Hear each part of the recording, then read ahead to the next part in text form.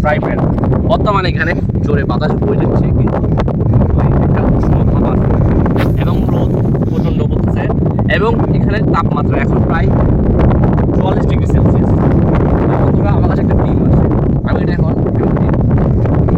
আচ্ছা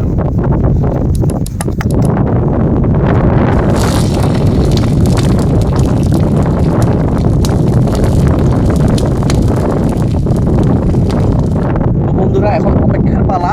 ডিমটা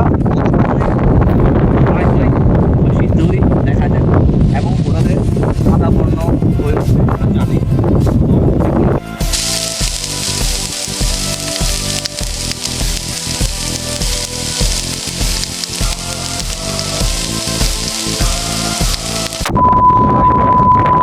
এবং এটি হতে সময় লেগেছে প্রায় 3.5 ঘন্টা। দেখেন দেখে এটা সিদ্ধ হয়ে আসছে অলমোস্ট।